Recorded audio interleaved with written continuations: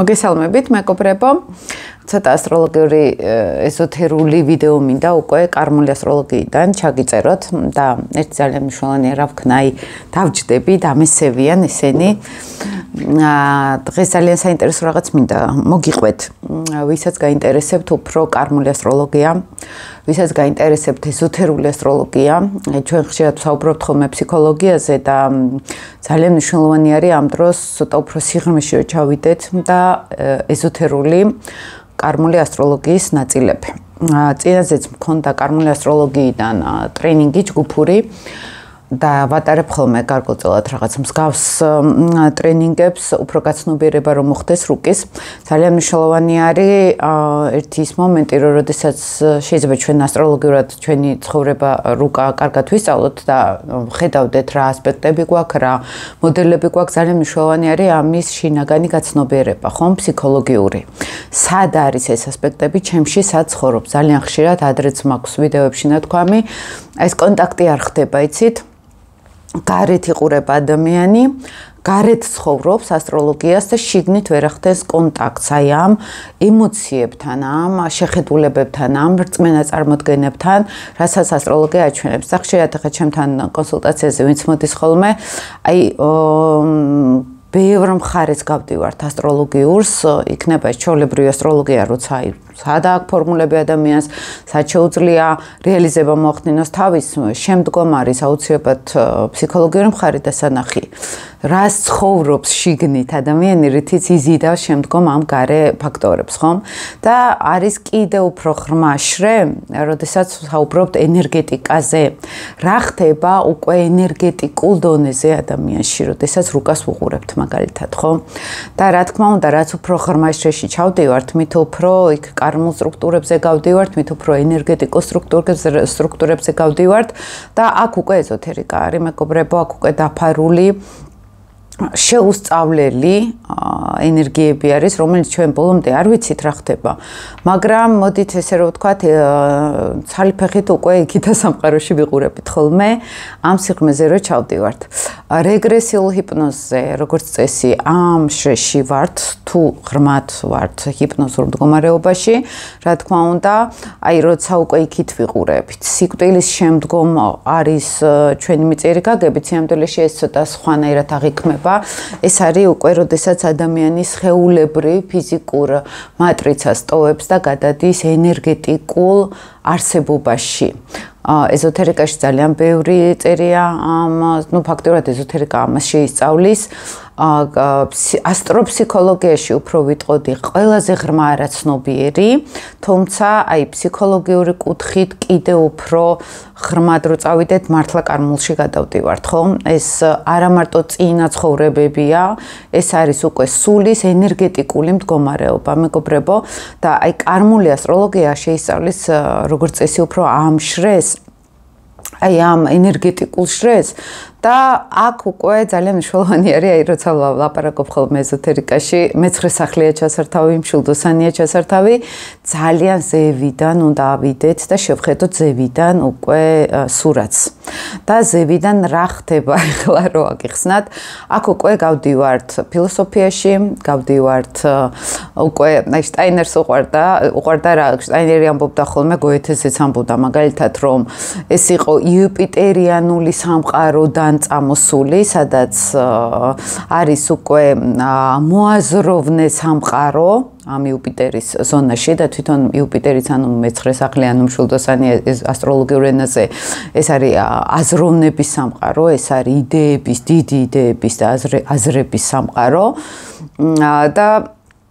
და ეს არის პლატონური ენერგეტიკა, ანუ პლატონიც იყო იმ სამყაროდანო წამოსულიო, ანუ დიდი აზრებით, დიდი გაცნობიერებით რომ შევხედოთ უკვე ზევიდან სურათს, ხო?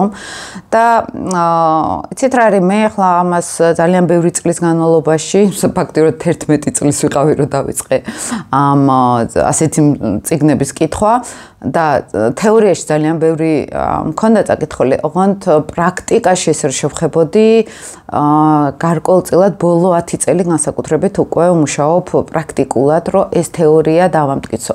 ხა მე ურანი მზის ჰარმონიული ასპექტი მაქვს და უფრო ესეთი ეზოთერული მეცნიერული ტიპაჟი ვარ, ვიდრე აი მკვლევარი ტიპაჟი ვარ, უფრო ვიდრე თქვათ რაღაც წავიკითხო და გავავრცელო, ხო? და მაინტერესებს მართლა ვიკვლევდი ხოლმე რამდენად ის თეორია ამ ყველაფერთან არის რეალობასთან შესაბამისი და აი ჩემს კვლევებსაც გაგაცნობთ და ერთ ძალიან მნიშვნელოვან რაღაცას მივხვდი და არა მარტო ჩემი გამოცდილებით მეგობრებო, უმეტესად აი რო დავაკვირდი სხვაებიც მუშაობენ საკუთარ თავზე, სხვა პრაქტიკებით, ახლა იქნება ეს ფსიქოთერაპიული, იქნება ეს ჰიპნოზური მხარე, იქნება წარმოსახვითი თერაპიები, იქნება ეს NLP-ის ტექნიკები, იქნება ეს ასტროლოგიური კომბინაციები, ну მე ყველა სისტემას ვიყენებ, მეგობრებო, გულწრფელად რო გითხრათ, ძალიან ბევრი ვიდეოშიც ამას ვამბობ ხოლმე, ყველაფერზე დავდივარ, ყველაფერს ვიყენებ, ყველაფერს ვსწავლობ, რაც კი ხა ჩამოთვალე, ყველაფერში მაქვს ჩადებული ენერგია და დრო და მხოლოდ ამითი მიღწევა იქ, სადაც ახლა მე რასაც გელაპარაკებით, რასაც ხედავ ხოლმე და როგორც წესი, როცა ყველაზე ღრმა კარმულ ენერგიაზე გავდივართ, ახლა ხშირად ლაპარაკობ სელენა ლილიძე გავდივართ ხოლმე სულ და იქ სატურნის გარკვეულწილად არის. ანუ რუკა ძალიან კარგად აჩვენებს აი ამ შრებს, ხო? და სელენა ლილიძე, აი მაგიტომ მქონდა კარმული ასტროლოგიის ტრენინგი, აი ეს უბრალოდ ჯერ შევეხეთ ამ ჯგუფში. რა არის ეს და ის, რასაც მე ვლაპარაკობ ხოლმე ვიდეოებში, მიხვდნენ ამ მონაწილეები, მე როგორც ახლა მივხვდი და მიხვდნენ და ვისაუბრეთ, მიხვდნენ რაზე მაქვს ხოლმე საუბარი. ერთი არის მე რო თეორიას, ინფორმაციას გიყვებით და მეორე არის მეგობრებო, რომ თქვენ ამას გადიხართ უკვე ემოციურ დონეზე და მესამე არის, როდესაც ამას უკვე აი ჩამოაწყობთ სტრუქტურულად თქვენს ქვეცნობიერში და უკვე ხვდებით რაზე არის აქ მიმართული ენერგია, ხო? და ახლა რა მინდა აგიხსნათ, როცა საუბრობთ ხოლმე აქ სელენა ლილიძე ფიქტიურ წერტილებზე, ხო? ფაქტიურად აი ჩემთანაც რომ მოდიან და უფრო ნენელა აი თვითონაც ამბობენ, რომ ნუ თუ ესეთი ძლიერი არის ეს კომბინაციები, რომ რეალურად მარტო ამის გარშემო ვტრიალებთ ხოლმე უმეტესად, ხომ? სელენას გარშემო, ლილიტის გარშემო, კარმული კვანძები ძალიან მნიშვნელოვანია. ეს არის ის დაფარული ენერგია და ის ეზოთერული ენერგია, მეგობრებო, რომელიც მაინც ბევრი ვერ გადის. აქ უფრო გულისხმობ აი თუნდაც უცხოელებს ევროპული ნაწილიდან რო უსმინოთ ასტროლოგებს, ვერ ხედავენ ამ ნაწილს. ეს არის ყველაზე ღრმა ქვეცნობიერი. ეს არის ყველაზე, იცით როგორი შრე არის? ამ სამყაროს მიღმა არის ეს ენერგია, მეგობრებო, იქით არის უკვე, სხვა სამყაროებშია. ეს სიცოცხლისა და აი დაბადებას მიღმა არის და ეს ენერგიები და ყველაზე მნიშვნელოვანი ეს არის, რომ აქ არის პირდაპირ ენერგეტიკაზე საუბარი. ეს არ არის ეს ფსიქიკა, ტრავმები, ხედვები, აქ ვლინდება, მაგრამ სინამდვილეში ის ენერგია ქმნის ყველაფერს. ეხლა მე თქვენ აგიხსნით, რას ვაკვირდებოდი ხოლმე, თუნდაც ჩემ შემთხვევაშიც, თუნდაც სხვების შემთხვევაშიც, აი მარტივ ფორმულებს გეტყვით და არს მოგიყვებით მერე, აი მაგალითად, როდესაც ქონია ადამიანს გონების მართველი პლანეტა მერკური, ინფორმაციის მართველი პლანეტა მერკური. ან ლილითთან, ან შეერთება იქნება, კვადრატი იქნება, ეს ოპოზიცია იქნება, ან მესამე სახლი შავი მთვარე, ან ტყუპებში შავი მთვარე, ხო? მე რასაც ვაკვირდებოდი ხოლმე, რომ დაგვიწყია იქ თერაპია, ღრმა, თქვათ, იქ ჰიპნოზეც შეეხო ადამიანი ამ ენერგიასთან, სულ იყო ერთი და იგივე სურათი, მეგობრებო. სამყარო არის ძალიან, აი როგორ იცით, ერთი დიდი ბუშტი რო ავიღოთ, სადაც არის ყველაფერი. ყველა ენერგია, რაც კი ჩვენ ვიცით. და ამ ენერგიებთან ან გვაქვს გახსნილი, უხილავი, ქვეცნობიერი, საერთოდ რო ვერ ვხედავთ ჩვენ ვერც ვგრძნობთ ენერგია, ან გვაქვს ჩაკეტილი. როგორც წესი, როცა არის ხოლმე აი მერკურის ნეგატიური ასპექტები ან ის რაც ვახსენე, როგორც წესი, ადამიანს აქვს ინფორმაციულ ველთან, საინფორმაციო ველი ცალკე არის. ან გახსნილი ძალიან ენერგია, ან ჩაკეტილი. ეხლა რას ნიშნავს? ოღონდ ეს აბსოლუტურად არ არის გაცნობიერებადი. მე რასაც ვაკვირდებოდი ხოლმე, ხო, ჩაკეტილი იმდენად არ არის, როგორც პირველადი არის გახსნა. წარმოიდგინეთ, როდესაც იხსნება ენერგოველი და მე ვხედავ, რომ ენერგია მოდის ძალიან დიდი საინფორმაციო კუთხით, მე ვერ ვფილტრავ. ოღონდ ეს არაცნობიერია, ეს სხვა წარმოიდგინეთ, ხმა ქვეცნობიერში ხდება და ჩვენ არაფრის აზრზე არა ვართ. ენერგეტიკა მიედინება უბრალოდ, აი ველები მოდის, რომელსაც ჩვენ ვერ ვხედავთ და მე ვხედავთ, რომ ადამიანს მაგალითად კომუნიკაცია არ უნდა, არავისთან არ უნდა ურთიერთობა. ლიტი ტყუპი, მესამე სახლი ლიტი, ან მერკურთან შეერთება, ან კვადრატი. არავინ არ უნდა ურთიერთობებში არ გადის ადამიანებთან. ნუ შეიძლება ყველასთან ბევრთან აქვს ურთიერთობა, მაგრამ შინაგანად არის ჩაკეტილი, ხო? ანუ არაცნობის მოყვარე არის, არაფერი არ აინტერესებს. სინამდვილეში რომ ჩავყვეთ ღრმა ქვეცნობიერში, ამ ადამიანს ენერგეტიკულად აქვს გახსნილი მთელ საინფორმაციო ველთან, სამყარო საინფორმაციო ველთან არხი. და იმდენად ვეღარ ფილტრავს რა არის მისი, რა არ არის მისი, რომ ის უკვე ხელოვნურად იკეტება ინფორმაციისგან, რომ საერთოდ აღარაფერი აღარ გვინდა. რადგან იმდენი მოდის, რომ მე ვეღარ უმკლავდები, ჯობია საერთოდ ჩავკეტო. ოღონდ რა თქმა უნდა, ეს ბოლომდე ჩაკეტო არ მოდის და მოდის ენერგეტიკული ნაკადი, მაგრამ ჩვენ ამას ვერ ვხარშავთ. სხვათა შორის ეხლა ეს ძალიან ისეთი უნდა გითხრათ, ცოტა ჩემი სუბიექტური შეხედულება. Game of Thrones რო არის ფილმი, ხო იცით? ძალიან არ მიყვარს მაგ ფილმი. რაღაცა ბნელი და შავი არის. და იქ მთავარი ეს ქერათმენი გოგო რო არის, ხო? ეს დრაკონების დედოფალი. ის მსახიობი არის ლიტი ტყუპი. და ნუ ეთყობა კიდეც ხა ისეც ცოტა ისეთი არის მეტად სუბუქს რო ვიძახით ხოლმე ეს რო იცინიანს რო იუმორისტულად არიან და ყვებოდა რომ აი საკმაოდ მძიმე ჯანმრთელობის პრობლემები ჰქონდა თავის არეში ზოგადად და თრომბი თუ რაღაცები მოკლედ თავის არეში განუვითარდა ძალიან მძიმე როგორც წესი აი ეზოთერულად რო შევხედოთ ამ ყველაფერს ხო იყო როგორი მომენტი რომ არის ზოგადად ძალიან ხშირად შეიძლება ლილიტი ტყუპის შემთხვევაში ან ყველაზე მძიმე ფორმაში სიმსივნე ტვინის განუვითარდეთ ან რაღაც ხასხა პრობლემები გონება ხო მერკური არის გონების მმართველი პლანეტა როდესაც დიდი ნაკადი უხილავად გვაქვს გახსნილი და დიდი ნაკადი მოდის ამ ენერგიის იქ ხდება უკვე შინაგანი დისბალანსი ენერგეტიკული და სხვადასხვა ნუ ყველაზე მინიმუმ გადატვირთვა შეიძლება გამოიწვიოს და გონების გადატვირთვა, შფოთვები, სხვადასხვანაირი ხო, თავბრუსხვევა გამოიწვიოს, რა უკვე თავბრუ დამეხო ამდენი ინფორმაციისგან ხო სიტყვაზე. ანუ ძალიან ისეთი მნიშვნელოვანი ღერძი არის, როცა ენერგეტიკული ნაკადი მოდის, როცა ჩვენ ვერ ვაკონტროლებთ. ეხლა, როდესაც არის წყლის ლილიტებზე ლაპარაკი, მთვარე არის იქ ჩართული მაგალითად ლილიტთან, ან კიჩხიბია, ან იქ მორიელი არის, თევზი ცოტა სხვა არის კიდე. აი უფრო კიჩხიბით მორიელი ეს გრძნობები, ემოციები ამასთან არის კონტაქტში. შეიძლება კონდეს ადამიანს დიდი ენერგია გახსნილი სამყაროს ემოციურ საწყისთან. და იმდენი ემოცია მოდის, აი ხშირად ლიტკირჩხიბებთან მქონია ეს საუბარი და აქვთ ეს რომ აი ვერ ვკეტავ, ყველაფერი ჩემზე მოქმედებს. ვიღაცა რაღაცას იტყვის, მე განვიცდი. მე მხვდება, მე მწყინს. ნუ ის კიდე ცალკე ფსიქოლოგიური საკითხი არის, რომ იქ ბავშვობის ფორმატში არის ადამიანი, როცა გვწყინს, ესე იგი ჩვენ არ ვართ დიდები ფსიქოლოგიურად და არ ვაგვარებთ დიდურად პრობლემებს, მაგრამ ენერგეტიკულ ეზოთერულ დონეზე ეს ნიშნავს, რომ მე საერთოდ ბარიერი არ მაქვს. ადამიანს რატო არის წყალთან განსაკუთრებით ურთიერთობა რო აქვს ცოტა არ სიამოვნებთ ხოლმე ან ჯანმრთელობის პრობლემები ხშირად არის ეგ თორე შეიძლება ვერც იგრძნოს ადამიანმა მაგრამ ენერგოდაბინძურებას ვამბობთ ხოლმე ეზოთერულად და აქ მოდის ნაკადი ემოციური აი სხვები რას გრძნობენ სხვები რას განიცდიან პირდაპირ შემოდის წყლიდან განსაკუთრებით პირდაპირ შემოდის ეს ადამიანი ისრუტავს ხვების ემოციებს და სიმდიდრეში სამყაროდან წამოსულ ემოციებს. იმიტომ რომ არ აქვს შინაგანი ჩაკეტვა ამ ემოციურობის, ბალანსი არ აქვს, ხო, ენერგეტიკული თავდაცვა ამას გულისხმობთ ხოლმე. და მე იკეტება თვითონ გრძნობებს არავლენს, ემოციებს არავლენს, ჩაკეტილია, ჩახურულია და ეშინია კონტაქტის ემოციურ დონეზე ადამიანებთან, ხო? და ეს პირდაპირ ნიშნავს უხილავად ენერგეტიკული და დისბალანსი არის სტაპოუზება მომწია ესეთი ხულიგნა ფისო. ბოდიშით.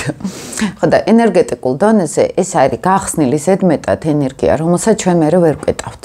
არც ვიცით რომ ღია, არც ვიცით რომ აქ რამე პრობლემა არის. ხვდებით ხო აქ რაზე არის საუბარი, ვინცაც აქვს ეს ენერგეტიკული პრაქტიკები გავლილი, ფსიქოლოგიური ენერგეტიკული პრაქტიკები, ეზოთერული წვრილით, ხვდებიან რასაც გულისხმობ ხო, აქ პირდაპირ ენერგია არის გახსნილი.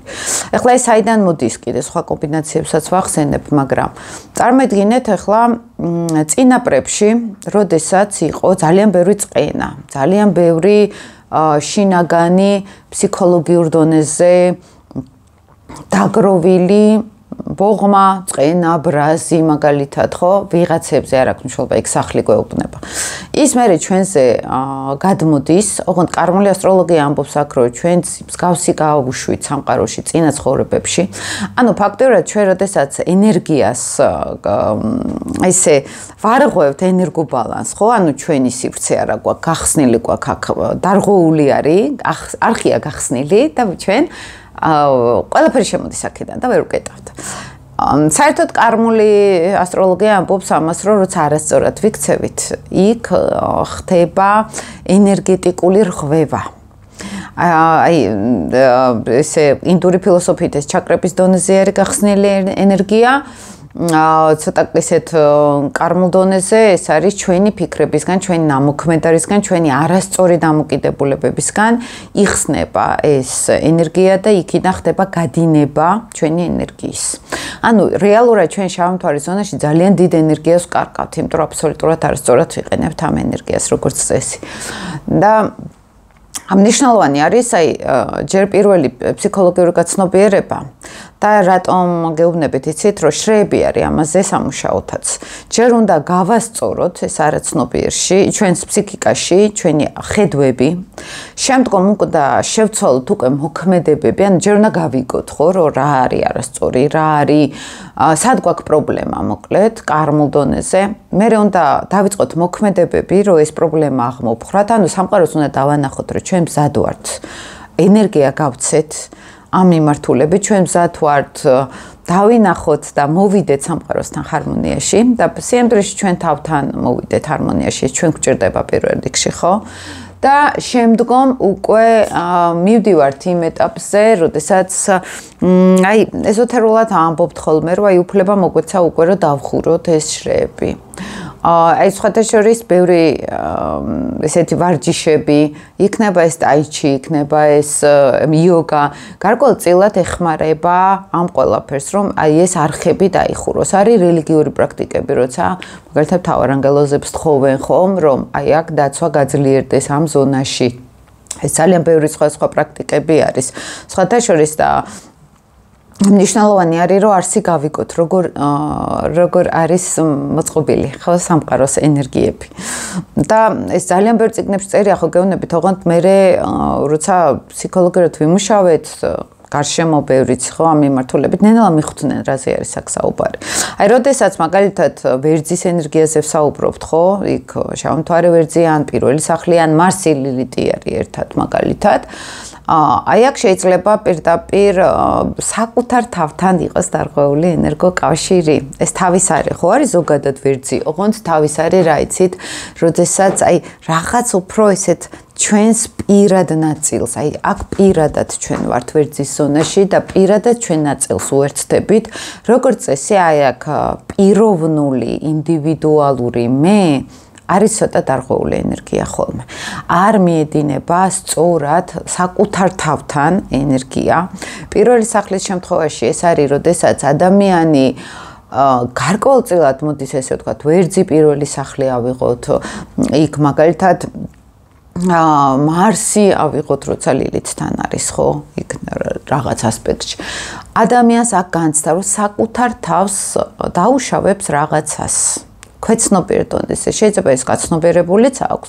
აი მე თუ სელენა ვერძი მყავს და აი მე რო თერაპიებზე ვსაუბრობდი, ყველაზე მეტად შვიდად ვარ ჩემ თავთან. აღარ ბავშვობიდან ესე ვიყავ, იმიტომ რომ ვიცოდი რომ ყველაფერი შეიძლება შემეშალოს, ხო, ჩემ თავს არაფერს ცუც არ დაუშავებდი.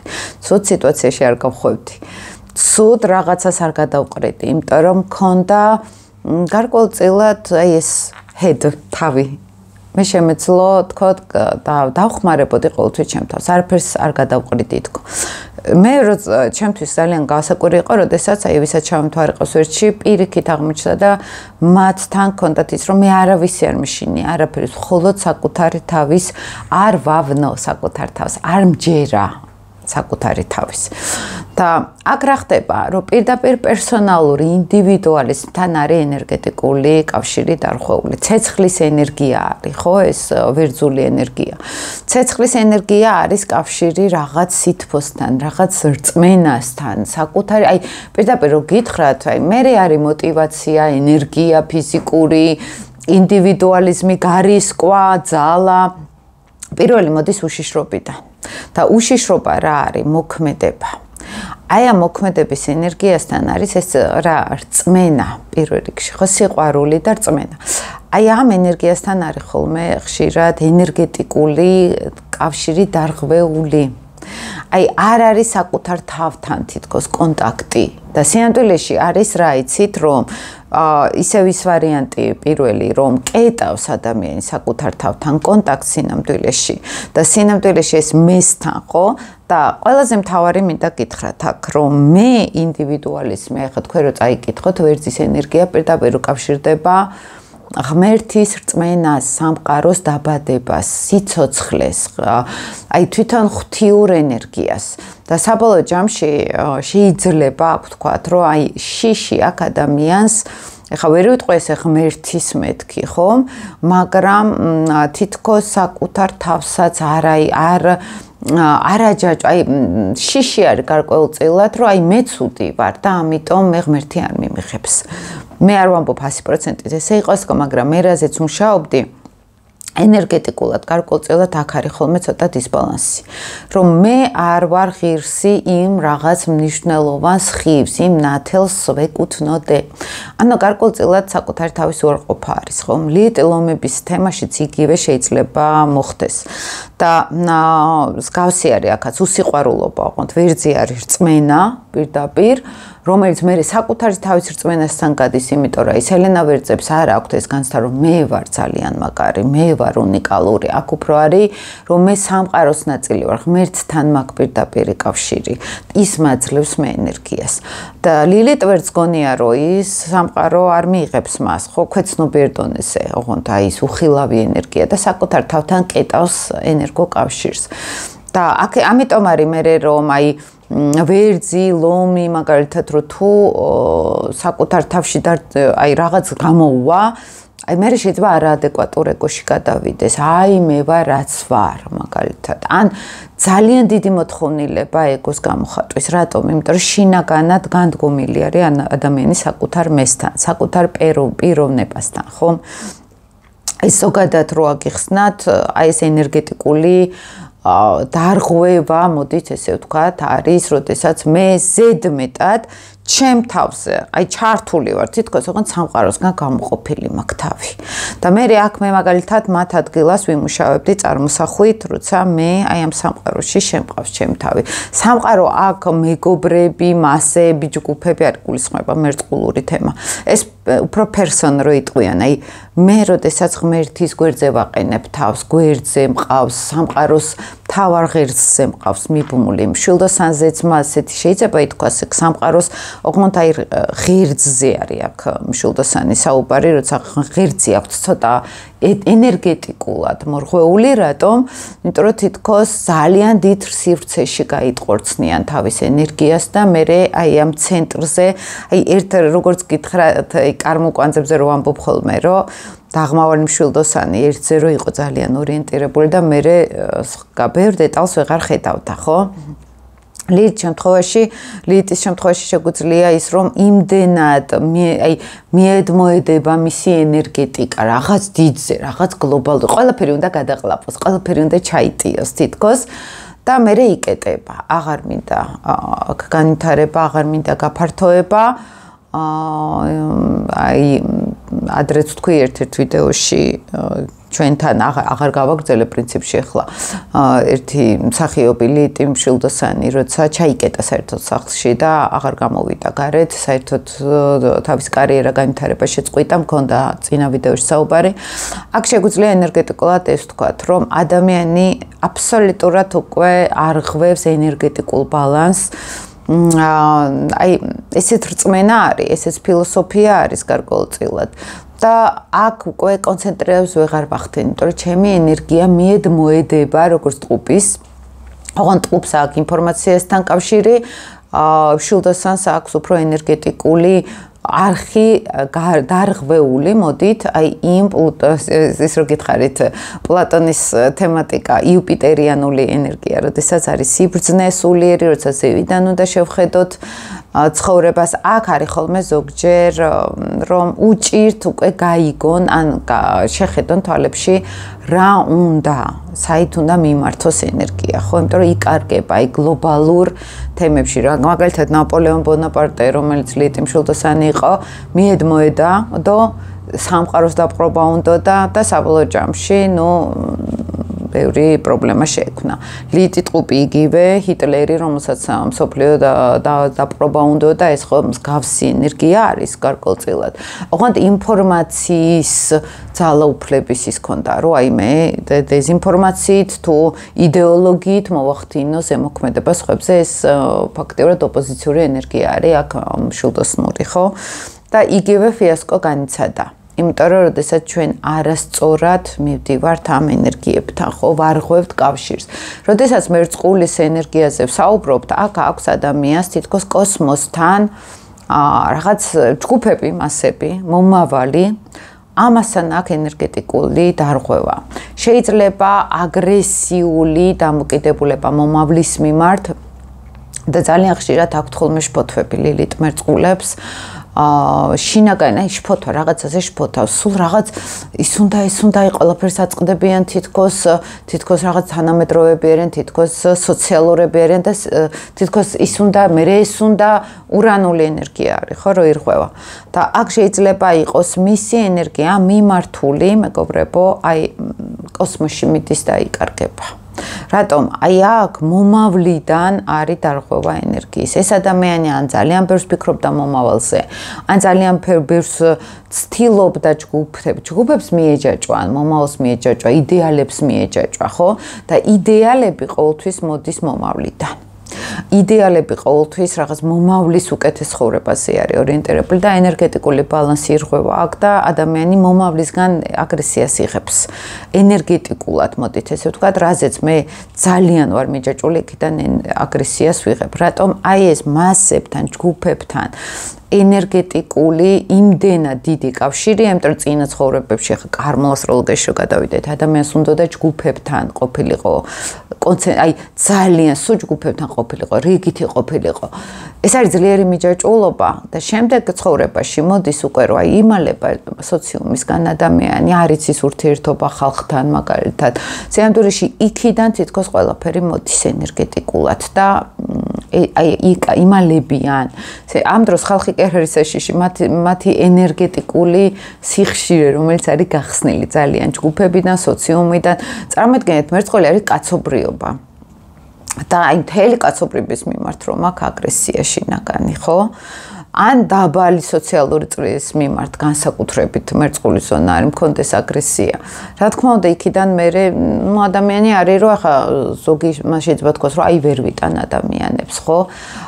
შინაგანად ან ჩაკეტილი ვარ, რას ნიშნავს რომ ჩაკეტილი ვარ, არ მინდა სოციუმთან, მეგობრებთან ურთიერთობა, უკვე ნიშნავს ეს რომ მე ბალანსი არ მაქვს, მე ენერგეტიკული კავშირი არ მინდა ამათთან. რატო არ მინდა? ეხლა აქ რო ყველაფერი კარგად იყოს, რა თქმა უნდა, პრობლემა არ იქნებოდა, ხო? ესე იგი მე რაღაც მტკივა, ესე იგი მე რაღაც არ ვიცი და მაგიტომ მტკივა, ესე იგი მე ჩემს საზღვრებს ვერ ვიცავ. და ღრმა ეს ფსიქოლოგიურად და ღრმა ენერგეტიკულ დონეზე მე აქ ენერგეტიკული კავშირი მაქვს დარღვეული. ზედმეტად მაქვს გახსნილი საზღვრები და არა მაქვს ჩემი პირადი საზღვრები, ხო?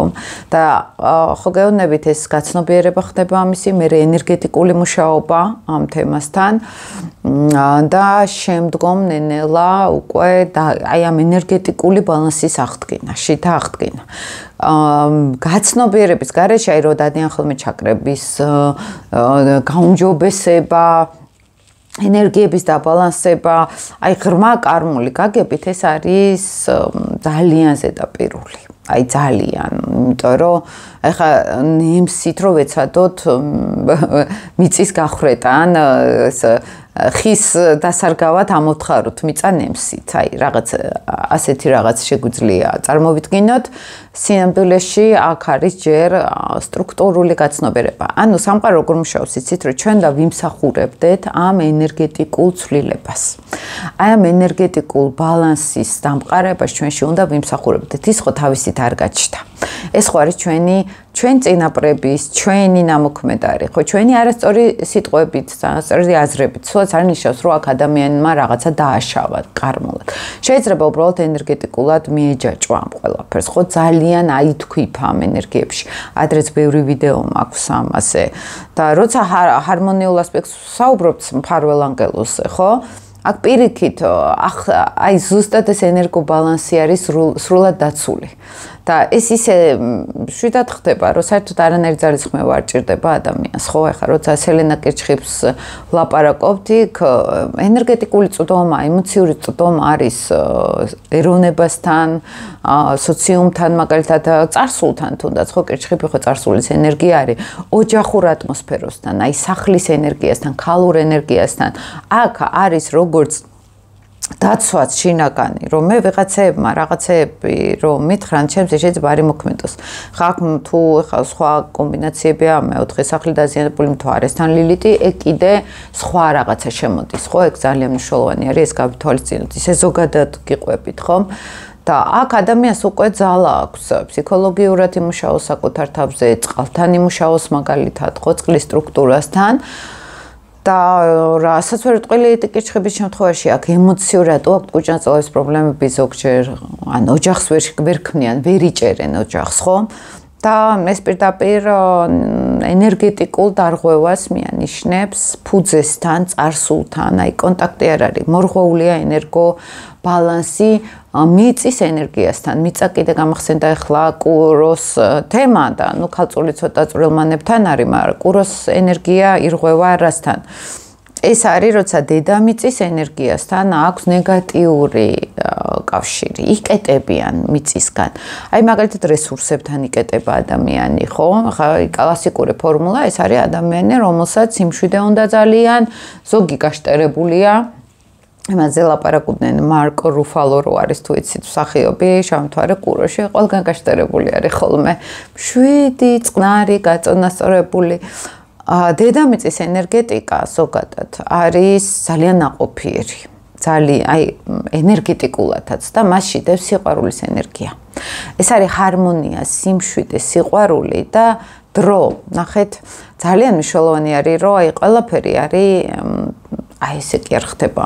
ყვავილი რომ ამოვიდეს დრო უნდა მაგალითად. ის ხე რო გაიზარდოს დრო უნდა, ხო? ამინდი მაგალითად ციკლის ცვლილება სეზონური თავის დრო აქვს ყველაფერს. ვიცით რა როდის იქნება, შემოდგომა როდის იქნება, გაზაფხული როდის იქნება და ეს არასოდეს არ ირევა, ხო? ამ ცვლილებაში სინამდვილეში არის ძალიან სერიოზული სტაბილურობა. და როდესაც ადამიანი იყინება, ირინდება ამ სტაბილურობაში, ხო? და იქ უკვე სეზონებს კი აღარ მიყვება, საერთოდ ჩერდება. ენერგეტიკულად გეუბნებით. ეს არის ენერგია, რომელიც გავაჩერე და საერთოდ არ მინდა უკვე გავცვალო. არცად აღარ მინდა გაუშვა.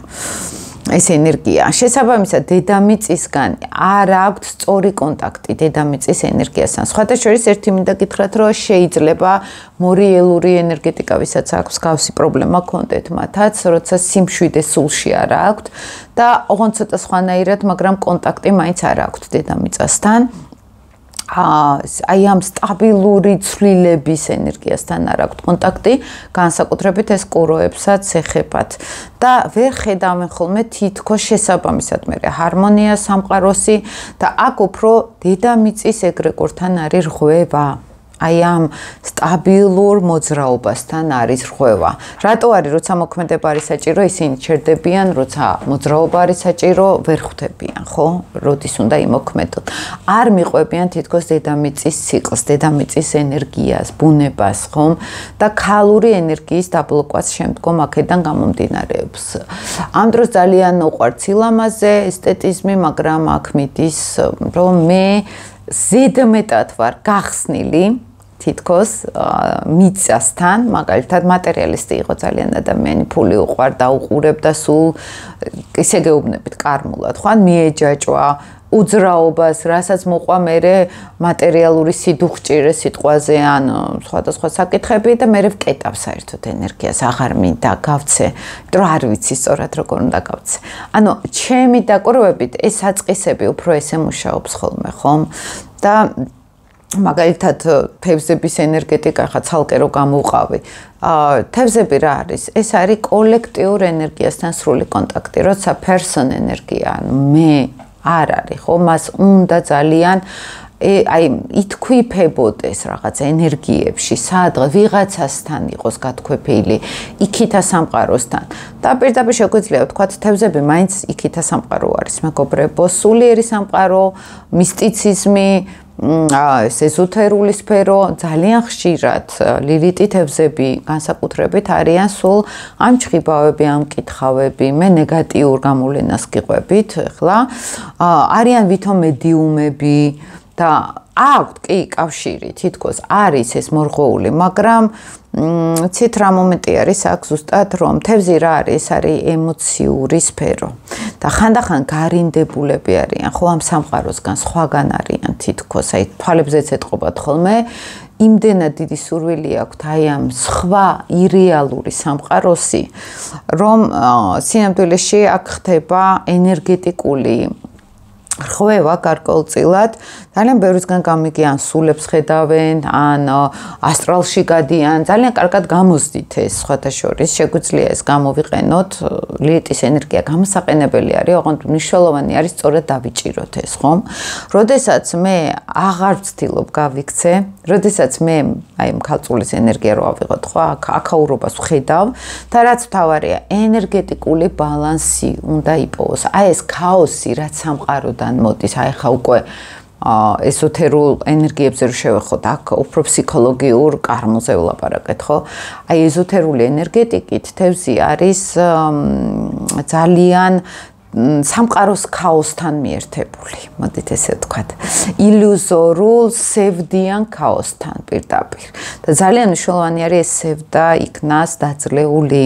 აი ეს არხები, მოდით ესე ვთქვათ, იქნას ჩაკეტილი, საიდანაც მოდის ქაოსი, ტყუილი, დეზინფორმაცია სიტყვაზე, ოღონდ ეს ინფორმაციას არ გულისხმობ. ემოციური აი ეს ისენი შეცოდება, სევდა, მკურნალობა, იმიტომ რომ თევზური ენერგია არის აქ ისევ, ლით ქალწულებსაც აქვთ ეს მკურნალობის თემატიკა, აი აქ ეს ტკივილი, აი ეს სიხშირე უნდა ენერგეტიკულად დაბალანსდეს, ხო? და ძალიან მნიშვნელოვანი არის ეს კომბინაციები, კარგად გავიაზროთ, მეგობრებო, ну ერთი სასწორი შეიძლება ლიტის სასწორის ენერგეტიკა, რომელიც სხვადასხვა ცოტა ხანში გადავა შავი მთვარის სასწორში, მაგას ცალკე გავაკეთებ ვიდეოს. და სასწორის ენერგია არის პირდაპირ აი საზოგადოებასთან, მაღალ წოდებასთან, მაგრამ სინამდვილეში ეს თანასწორობის ენერგიასთან არის დარღვევა, ენერგიის ბალანსის.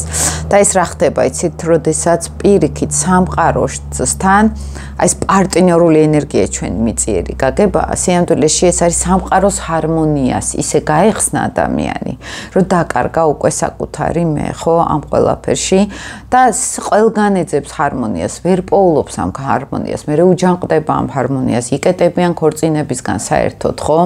პარტნიორებისგან, აქ რა თქმა უნდა წინაპრებს უნდა შევხედოთ, წინაპრების გზავნილები არის პირდაპირ ურთიერთობებთან პრობლემებში, ხო? იქ ბებია, მამა, დედა, კონდათ რაღაც ესეთი სიმძიმეები, მოდით ესე ვთქვათ, პირად ცხოვრებაში, ეს არის გზავნილები და ეს არის ენერგეტიკული რღვევა აი ამ პარტნიორულ, ანუ ჰარმონიასთან, სამყაროს ჰარმონია, სიმშვიდე, დიპლომატია, კანონი, აი ეს მთელ ეგრეგორთან ხდება გახსნა ენერგიის და აქედან უკვე ვეღარ ვარჩევთ, რომელი არის ჩვენი საზღვრები, რომელი არის სხვების საზღვრები. ვერც საკუთარ საზღვრებს იცავენ შესაბამისად, ვერც სხვის საზღვრებს იცავენ ზოგჯერ, ხო? ამიტომ ის არის ცნობიერად გასარკვევი, მე ენერგეტიკულად გასარკვევი მეგობრებო, მე აი ის რაც გითხარით მეთოდები ენერგეტიკულად არის გასამკლავებელი ამ ყველაფერთან, ხომ?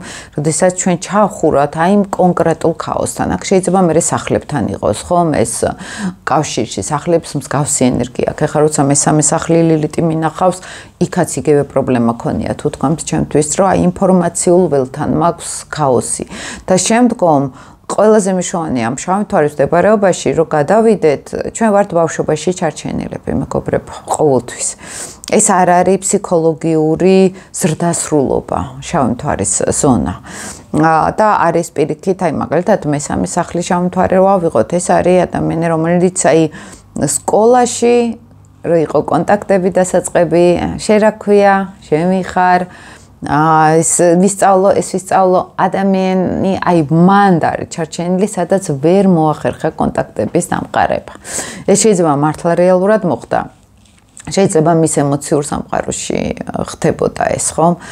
და როცა არის მაგალითად იქ მეოთხე სახლთან ენერგია, აი აქ არის ბავშვობაში, წარსულში ძალიან გაჭედილი. შეიძლება ეზოთერულ წარსულში სადღაც რომელიღაცა წინა ცხოვრებაში რაღაცაში. შეიძლება ღრმა ბავშვობაში არის სადღაც წარსულისკენ იყურება სულ ადამიანი და სულ ტრიალდება უკან. თუ არის მე-11 სახლის შავი თვარი, ეს ადამიანი სულ გარბის, სულ შფოთვაში, მომავალში უნდა ყოფნა, ან გარბის, ან არა აქვს ამ მომავალთან კონტაქტი, ხო? ჯგუფებთან არა აქვს ენერგეტიკული კონტაქტი, იმიტომ რომ ხურავს, იმიტომ რომ ზედმეტად არის გახსნილი და სწორად ვერ იჭერს ენერგიას. ეს არის უფრო ეზოთერული, ენერგეტიკული სფერო. და ძალიან ბევრ თემას მოიცავს ზოგადად ეზოთერული სფერო, ხო? თუნდაც კარმული ასტროლოგიაც აქ ძალიან ბევრი შრე არის, ძალიან ბევრი სხვადასხვა სფერო არის და ყველა თავის სფეროში არის. მე მაგალითად როგორც იუპიტერის ასწორელი, ჩემთვის ძალიან მნიშვნელოვანი არის ყველა სისტემას ვიყენებდეთ. ერთი სისტემა ჩემს გამოცდილებაშიც და ზოგადადაც არ მუშაობს. ყველა დღეს უკვე ისეთი ეპოქა არის, რომ გვაქვს სამყაროდან მოდის ეს ინფორმაციები ძალიან დიდი ინტელექტუალურ ეპოქაში ვცხოვრობთ, ინფორმაციულ ეპოქაში ვცხოვრობთ. ძალიან მნიშვნელოვანია ხა ძველთაობას ცოტა გაუჭირდება და ეწიოს ამ ყველაფერს, ხო? მასებს გულისხმობ და არა, ხა შეიძლება ვიღაცას კონდეს ამის უნარი. აი ზოგჯერ მაგალითად ასაკოვანი ადამიანები რომ მოდიან, ხო?